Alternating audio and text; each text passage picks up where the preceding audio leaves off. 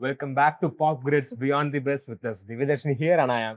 பிருத்விராஜ் சத்யநாராயணன். இன்னைக்கு ஏன் இப்படி ஸ்டார்ட் பண்றோம்? See, it's not to hurt anyone, not to harm anyone, especially பொறுப்பு துறப்பு. பொறுப்புங்கிறது முக்கியமா நம்ம செல்வி த்ரிஷா அவர்களை இதை வந்து ஹார்ம் பண்ணுங்கிற எந்த ஒரு நோக்கமும் கிடையாது. Just to create a hope. Yeah, it's not intended to hurt any actions. It's about what we are going to talk about. Okay, fine. So far நம்ம நிறைய விஷயம் சோஷியல் மீடியா பார்த்துட்டு இருக்கோம். லைக் ஆடியன்ஸ் வந்து நிறைய அதை பத்தி கமெண்ட்ஸ் தெரிவிச்சிருந்தாங்க. இண்டிபெண்டன்ஸ் டே அன்னைக்கு நம்ம த்ரிஷா அவர்கள் பார்ட்டிசிபேட் பண்ண அந்த ஒரு மொமெண்ட். எனக்கு என்ன இதுல இந்த பப்ளிக் டிஸ்கோர்ஸ்ல எனக்கு ஒரு டவுட்னா, he's obviously been invited for an official ceremony. Like அவங்களா ஒண்ணு போல.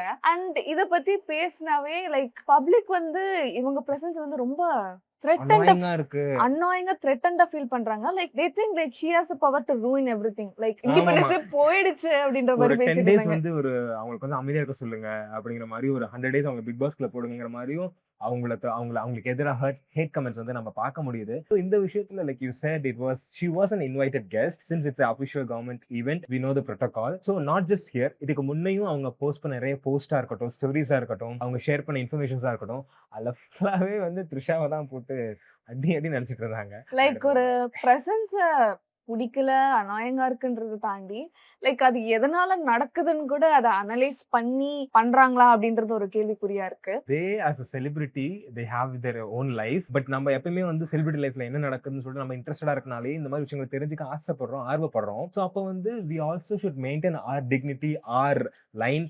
லைக் நம்ம இந்த விஷயத்த நம்ம எப்படி அப்ரோச் பண்றோம் அப்படிங்கிற ஒரு சின்ன அவேர்னஸ் மட்டும் இருந்தா கொஞ்சம் பெட்டரா இருக்கும்னு எனக்கு தோணுது. பிகாஸ் அவங்கள வந்து லிட்டரலி நிறைய மீம்ஸ் பார்க்க முடியுது. ஏன்னா நான் சின்ன வயசுல த்ரிஷாவோட ஃபேன். அவங்க படத்தை நான் வந்து விடாம பார்த்துட்டு இருந்த ஒரு ஆளு இப்ப சமீபத்துல வந்து ஒரு கம்பேக் பொன்னியின் அப்புறம் ஒரு கம்பேக் அப்புறம் ஒரு பீக்ல பார்த்துட்டு இருந்த எனக்கு வந்து இப்ப அவங்கள தொடர்ந்து நிறைய ட்ரால்ஸ் ஒரு மீம்ஸோ ஒரு கிரிட்டிசிசம் வந்து என்னால பெருசா அக்செப்ட் பண்ணிக்க முடியல. ஓகே, உங்க வருத்தம் புரியுது. ஆனா வந்து இது கிரிட்டிசைஸ் பண்றதோட லைக் எதுக்கு நீங்க அக்கௌண்டபிலிட்டி எடுக்கணும் அப்படின்றது லைக் அவங்க ஈச் பிரசன்ஸுமே லைக் அவங்க மட்டும்தான் காரணம். Like his purposefully doing it அப்படின்ற ஒரு பெர்ஸ்பெக்டிவே இங்க வந்து கொஸ்டின் பண்ணப்படுது. அண்ட் இது சுத்தி என்ன விஷயங்கள் போனாலுமே சரி, always on the women's side. போட்டு அடிங்கட காரணம் அடிங்க அப்படி போட்டு அடிங்க பொண்ணுங்களை போட்டு அடிங்க அப்படின்ற மாதிரி தான் போயிட்டு இருக்கு. ஸோ இதை பத்தி ஒரு டிக்னிஃபைடான ஒரு கிரிட்டிக்கல் திங்கிங் பெர்ஸ்பெக்டிவ் இருந்தா இது இன்னும் பெட்டரா ஃபெசிலிட்டேட் பண்ணலாம், ஆக்சுவல் இஷ்யூஸை ஃபோக்கஸ் பண்ணலாம் அப்படின்றது. And it is also not happening the first time. இதுக்கு முன்னாடி நிறைய இந்த மாதிரி விஷயங்கள் நம்ம similar to this kind of incident ஒரு ஆக்ட்ரஸோ ஒரு ஃபீமேல் தான் வந்து அதிகமா வந்து அஃப்கோர்ஸ் ரெண்டு பேருமே அந்த பெயின் இருக்கும், ரெண்டு பேருக்குமே பர்சனல் திங் இருக்கும். பட் தென் இந்த விஷயத்தை அதிகமா பாதிக்கப்படுறதோ ஒரு கிரிட்டிசிசம் ஃபேஸ் பண்றதோ வந்து விமன் தான் இருக்கும். நயன்தாராவே எடுத்துக்கலாம். So she have multiple relationships and her past. We don't need to comment on that. But then அந்த ரிலேஷன்ஷிப் எப்பெல்லாம் ஒரு ரியூன் ஆகுதோ பிரேக்அப் ஆகுதோ அவங்க வந்து மேல விட அதிகமா வந்து கோத்ரூ பண்ணியிருந்திருக்காங்க. சொசைட்டி மூலியமாவோ சோஷியல் மீடியா மூலியமா அதிகமா கிரிட்டிசைஸ் பண்ணியிருக்கப்பட்டிருக்காங்க. அந்த இடத்துல அவங்க இதை பத்தி பேசினாவோ இப்போ விமன் கார்டு அப்படின்னு ஒரு டாக் குத்தி அவங்களை சைலண்ட் பண்ணி வச்சிருக்காங்க. ஸோ ஆப்வியஸா நம்ம இப்போ ரீசெண்டா கூட பார்த்தோம் அனுபவம் பரமேஸ்வர் வெண்ட் அவுட் பண்ணிட்டு இருக்கும்போது கூட அவங்களை அதிகமா ஷீஸ் ஜஸ்ட் சீக்கிங் அட்டென்ஷன் சொல்லிட்டு என்னென்னமோ கமெண்ட் லைக் என்னடா நடக்குதுங்க அப்படின்னு சம்பந்தமே இல்லாம ஒரு ஃபெமினிஸ்ட் போட்டு தாக்கு அப்படின்ற மாதிரி ஒரு மீம் பார்த்து எனக்கு அந்த மீம் பார்த்துட்டு எல்லாம் சிரிப்பு லைக் சிரிப்புங்கிறது தாண்டி எனக்கு வந்து ஒரு கட்டத்துல உங்களுக்கு நினைக்கிறேன் ஆச்சரியமா இருந்துச்சு. லைக் கந்தசாமியோட லைக் ஸ்ரேயா அந்த ஆபீஸ்ல இருந்து ஹெல்ப் மீன் போவாங்க, அந்த மாதிரி அட்டென்ஷன் சீக் பண்றாங்க, அந்த மாதிரி மீம்ஸ் போட்டிருக்காங்க. என்னன்னா it's not defining anyone, but அந்த பப்ளிக் டிஸ்கோர்ஷன் ஒண்ணு போறப்ப அது எவ்வளவு ஹெல்தியா போகுதுன்றது. லைக் இது திருப்பவும் ஒன் சைடடா விமன் சைடு போறதுனால இதை பத்தி பேச வேண்டிய சிச்சுவேஷன் வருது. அஃப்கோர்ஸ் நமக்கு அந்த பர்சனல் தெரியாது. ஸோ எனக்கு என்ன தோணுது, ரெண்டு பேத்துக்குமே ஒரு பர்சனல் லைக் ஒரு தாட் இருக்கும். அவங்க கோத்ரூ பண்ணிருக்க வேறையா இருக்கும். ஸோ நம்ம இங்க பார்க்காத ஒரு இன்சிடென்ட், நம்ம பார்த்துட்டு இருக்க ஒரு இன்சிடென்ட் அங்கே வேற மாதிரி நடந்துட்டு இருக்கும். ஸோ அப்படி நடந்துட்டு இருக்கும்போது இங்க ஒரு டிஸ்கஷன் நடக்கும்போது இங்க பயங்கரமா ஒரு கேஆஸான டிஸ்கஷன் இருக்கு. ஸோ அதை பார்த்து தான் உங்களுக்கு சொன்னோம். ஸோ இங்க இப்படி போயிட்டு இருக்கும்போது இன்னொரு பக்கம் ஒரு ஆக்ட்ரஸ் வந்து ரொம்ப நாளா தமிழ்ல படமே பண்ணவே மாட்டேங்கிறாங்க. எனக்குலாம் அது இன்னும் வருத்தம் அளிக்குது. ஸோ ஆஸ் நான் த்ரிஷா ஃபேனுக்கு எவ்வளவு பயங்கரமா நான் த்ரிஷாக்கு ஃபயர் விடுவோம், அதுக்கு ஈக்குவலா நான் இன்னொருக்கும் ஃபயர் விடுவேன். கடைசியா ஒரு தமிழ் டப்டு படத்துல பார்த்தேன். ஸ்ட்ரைட்டா அவங்க எப்பதான் தமிழ் படம் பண்ணுவாங்க நான் ஏங்கிட்டு இருக்கேன். அதுதான் மாயந்தி பங்காரம். ஸோ எங்கள் தங்கம் எக்ஸாக்ட்லி. கடைசியா அவங்கள தமிழ்ல லைக் டப்டு படத்துலாம் பார்த்தோம். ரொம்ப வருஷமா தமிழ் படம் பண்ணல.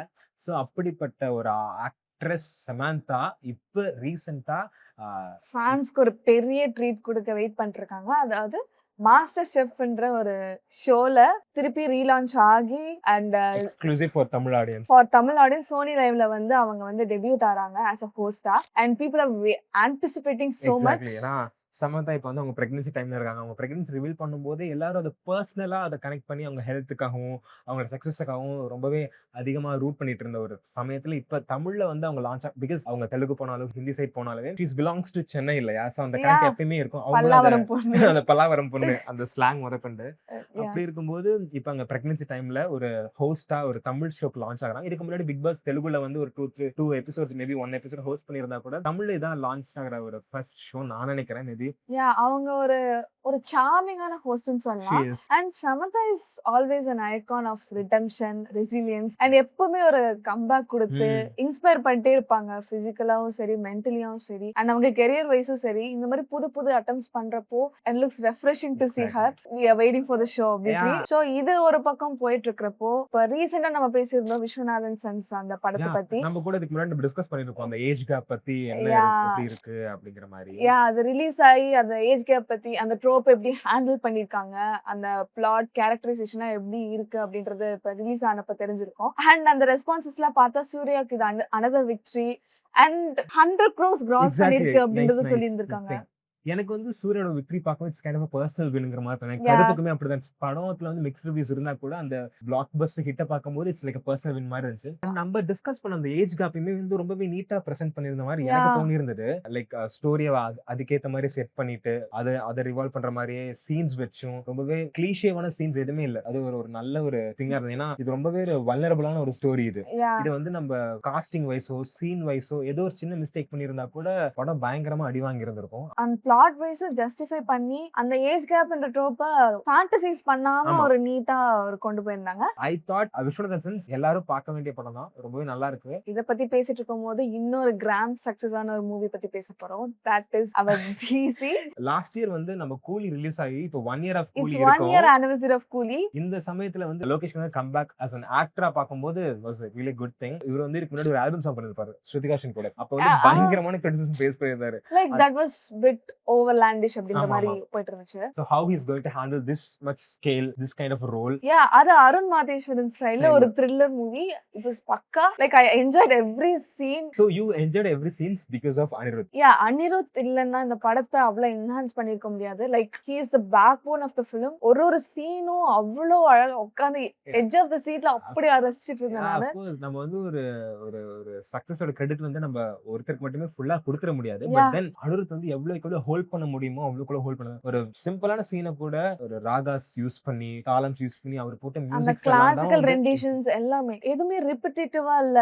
லைக் எல்லாத்துக்குமே அந்த ப்ராப்பரான டியூன் செட் பண்ணி அவ்வளோ வேரியேஷன்ஸ் காமிச்சு ஒரு ஸ்ட்ராங்கான ஆல்பம். லைக் ரொம்ப நாள் கழிச்சு ரொம்ப சாட்டிஸ்ஃபைடா இருந்துச்சு. சோ இதே மாதிரி மியூசிக்ஸ் போட்டா இன்னும் பெட்டரா இருக்கும். we need this kind of Anirudh. Yeah, rockstar proved why is a rockstar. And எனக்கு ரொம்ப பிடிச்ச விஷயம் அருண் மாதேஸ்வரன் கிட்ட என்னன்னா women characterization. Exactly. லைக் சாணி காகிதம்ல இருந்து டிசில இருந்து ஈவன் கேப்டன் மில்லர் எல்லா கேரக்டர்ஸ்க்கும் அவ்வளவு அழகா டிஸ்பைட் தேர் ஜாப் லைக் அவங்க என்ன பண்றது எவ்வளவு டீப்பா மெட்டஃபர்லா. லைக் இந்த படத்துல சந்திரா கேரக்டருக்கு அந்த moon rising shades of the moon அந்த கொடுத்தது எவ்வளவு அழகா காமிச்சிருந்தாங்க. Like it's one of the promising roles for her. ஒரு இன்ட்ரோ சீன் வந்து she is a sex worker.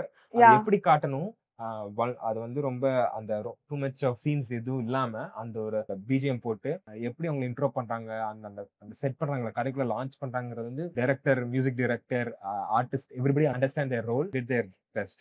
And Lokesh Kanagaraj பத்தி அவங்க ஆக்டிங் பத்தி சொல்லணும்னா லைக் முன்னெல்லாம் பார்த்தோம்னா அந்த வீடியோ சாங் அந்த ஆல்பம் சாங் சொன்னப்போ கூட லைக் அது கொஞ்சம் அவுட்லாண்டிஷ்னு சொன்னோம். லைக் இந்த படத்துல வந்து he faced a trauma, he went through a grief. அத வந்து ஒரு சப்டிலான டோன்ல லைக் அவங்க ஒரு டோன் ஹார்ட்டட் மாதிரி காமிச்சிருப்பாங்க. சோ அந்த ஆக்டிங்க வந்து எதுவுமே ஓவரா காட்டாம அந்த கரெக்டான கேரக்டரைசேஷன் மீட்டர்ல காமிச்சிருந்தாங்க. சோ அது பார்க்கும்போது okay Lokesh Kanagaraj is a promising actor அப்படின்ற மாதிரி எனக்கு தோணுச்சு. சோ அது வந்து அருண் மாதேஸ்வர் வந்து அவருக்கு தெரிஞ்சிருச்சு எப்படி வேலை வாங்கணும் எப்படி காமிக்கணும். பிகாஸ் நம்ம ரீசெண்டா நம்ம லோகேஷ் கனகராஜ்க்கு வந்து நிறைய ட்ரால்ஸோ மீம்ஸ் பார்க்க முடியுது.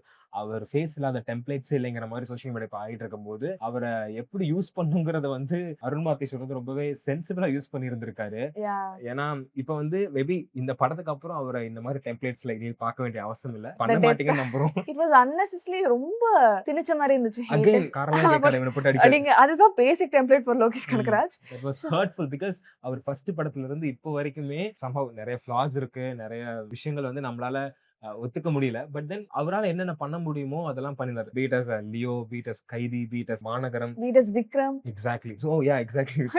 இந்த மாதிரி படங்கள் கொடுத்த ஒரு ஆர்டிஸ்ட ஒரு இன்டர்வியூல உளறிட்டாரு, ஒரு மிஸ்கம்யூனிகேட் பண்ணிட்டாருனால போட்டு அடிக்கிறது வந்து ஃபார் மீ ஒரு மாதிரி ஒரு இதா இருந்தது. Yeah criticism is always welcome. Like ஒரு வருஷமா அவர் அவ்வளவு மீம்ஸ் எதிர்கொண்டிருக்காரு பாவம். இனிமேல் அடிக்க மாட்டாரு Maybe நம்புவோம். he got his share. He got his share. இப்ப அந்த கன் டெம்ப்ளேட் தான் இனி என் பேர் கோகேஸ் இல்லடா. லோகேஷ்.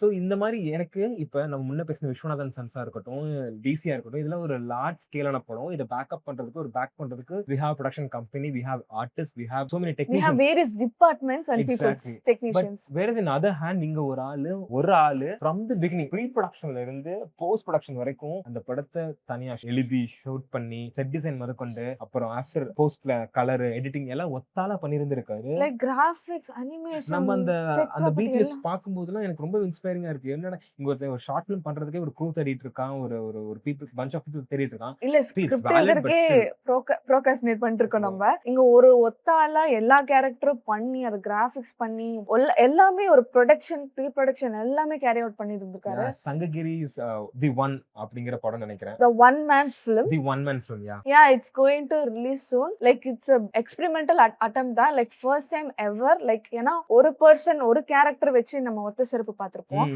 ஆனா ஒரு பர்சனே எல்லாமே பண்றது வந்துட்டு ஆஃப் கேமரா ஆன் கேமரா எல்லாமே பண்றது வந்துட்டு இப்பதான் புதுசு. So இத பத்தி டீடைலா டீகோட் பண்ணி இந்த மாதிரி அட்டம்ப்ட்ஸ் எல்லாம் நம்ம நிறைய பேச போறோம் அப்கமிங் எபிசோட்ஸ்ல. So stay tuned. ஆக்சுவலி இந்த எபிசோட் வந்து full of tea spilling moment தான் Yeah, இருக்கு. it's a From tea Trisha spilling. to Samantha, then Lokesh, and then now the one man film. So I hope you enjoyed the show. Do like, share and subscribe. Pop Pop Grid. Grid.